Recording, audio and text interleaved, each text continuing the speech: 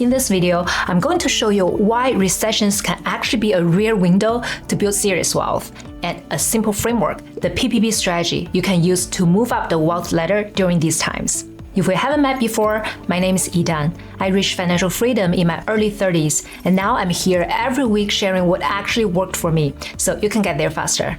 So first question, can people actually profit from economic collapse? And if yes, who are they? Let's answer this question with data. No opinions, no guesses, just facts. The data that's being used here is from the Federal Reserve. This is the gold standard when it comes to measuring wealth in the US, things like assets, debts, and total net worth. Now, what you're looking at here is the share of wealth. In simple terms, that means how much of the total wealth in the country is owned by each group.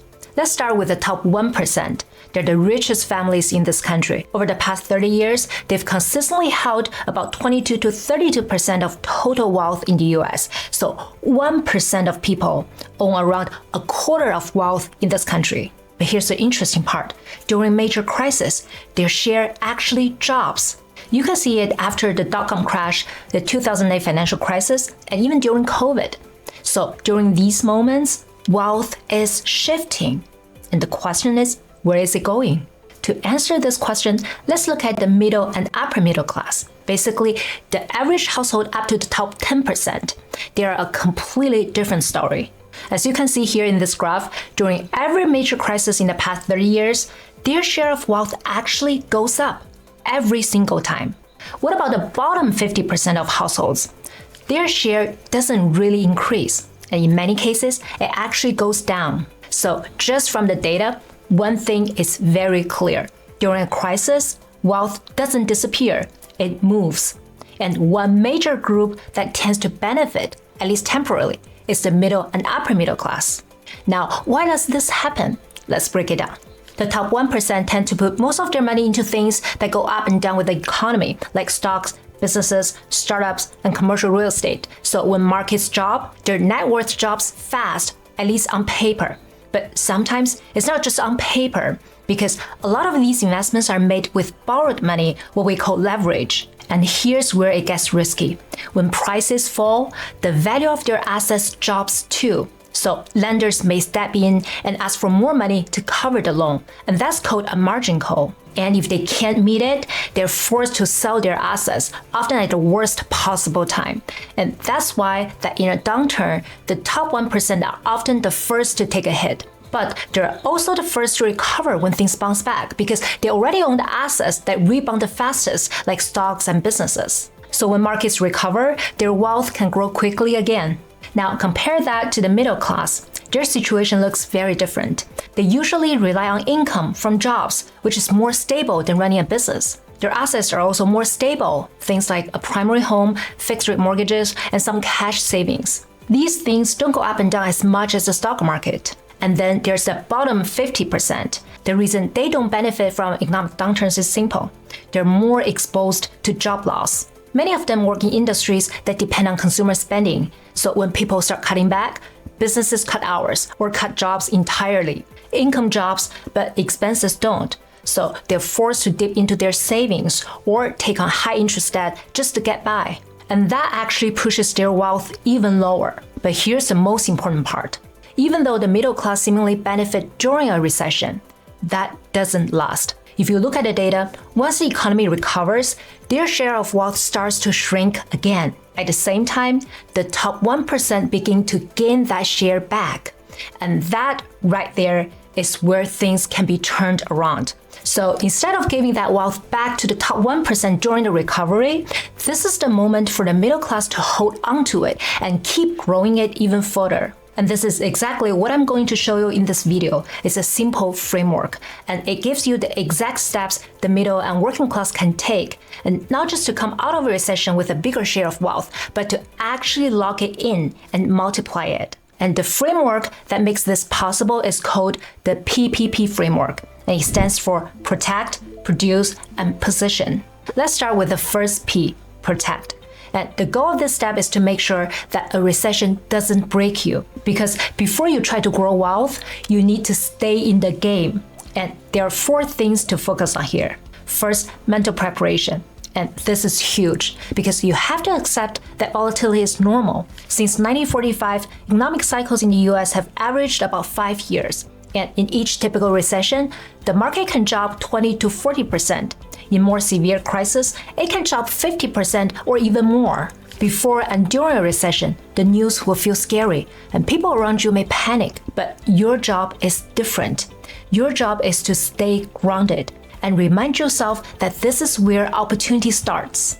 Second, stick with strong, trusted institutions. When things feel uncertain, it's normal for people to worry about banks. Some even start pulling out cash and keeping it at home. But in most cases, you really don't even need to do that because in many countries like the US, UK, Canada, Australia, Singapore, and many more countries, they have systems in place to protect depositors. For example, in the US, this is called the FDIC insurance, and that means that your deposits are protected and up to $250,000 per account holder per bank. So instead of pulling money out, focus on staying within those limits. And if you have more, simply spread it across multiple FDIC insurance banks or the equivalent system in your country. Before we move on, if this is helpful, I would really appreciate if you could like and subscribe. It generally supports the channel and helps me keep making videos like this for you. Third, create your financial buffer.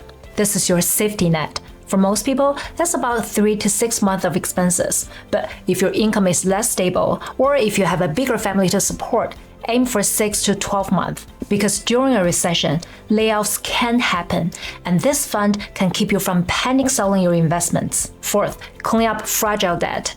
Start with high interest debt. For example, credit cards are a big one. Rates are often 20 to 30%, and they are variable, so when rates go up, your costs go up too. Then look at variable rate loans. These can get risky in a recession. For example, adjustable rate mortgages or ARMs. They may start with a low fixed rate, but later switch to a variable rate. And when that happens, your monthly payment can jump fast. So if you can, try to lock in a fixed rate or refinance when it makes sense. Now, this doesn't mean that you have to eliminate all debt. Some lower interest debt, like around 3%, can still be perfectly healthy. So that's the first P, protect. The goal of this step is to stay in the game, staying mentally ready, keeping your money safe, having a buffer, and reducing the risks that can take you out of the game. And once that's taken care of, you're ready for the second step. The second P is produce. This is about strengthening your ability to earn. It is about your income, your skills, your cash flow, and accumulating the capital that you will need in the third P, which is the last step. So for this second P, produce, start with your main income. Focus on upgrading your skills, like learning a high-value technical skill, or soft skills like communication and negotiation, or earning a specialized certification, because in a recession, the more valuable you are, the more secure you are. Then, if possible, add a second income stream, especially if your main job or income feels unstable. It could be freelancing using a skill you already have, consulting, doing contract work, or selling digital products. Sometimes you can even rent out a room, a parking space, or monetize something you already own. This gives you more flexibility and reduces your dependence on just one source. At the same time, take a look at your expenses. Lower your fixed costs whenever you can, because the lower your burn rate, the more control you have. For this one, focus on the big fixed costs first, like rent, dining out, and all the subscriptions. Ask yourself, can you downsize? Can you start cooking at home more? Or can you remove things that you're not really using? After the first two P's, now you're protected. You've stabilized or even increased your income. And here is the third P, position. This is where you can capture the opportunities that only show up during downturns. This is the most important step for building wealth, something that's actually much harder to do during the good times. Because during recessions, prices drop across the board. Real estate can become more affordable, stocks can go on discount, and in many cases, interest rates may come down too, which can make borrowing cheaper. So how do you get yourself ready to win these opportunities? First, build your credit. A strong credit score gives you access to better loans, better rates, and more options when opportunities show up. Second, stay liquid. Like we talked about earlier, don't rush to pay off low interest debt, especially if it limits your flexibility. Because when everything goes on sale, assets are repriced and everything gets cheaper, and cash gives you the power to buy them. And this is where long-term wealth is built. But in real life, most people get it wrong. They panic sell, they stop investing, or they try to time the exact bottom. But another approach is to keep buying, especially when the market is going down, because historically, markets recover, stocks rebound, asset prices rise again. And when that happens, those who kept investing don't just recover, they pull far ahead. And this is how the middle and working class can change their trajectory by holding on to their assets and continuing to acquire more during the downturn. And if you want to see this more clearly, I actually made another video where I compare 3 different strategies with data and simple examples to help you see very clearly which investing strategy performs the best during a downturn. If you're interested, I'll link it right here.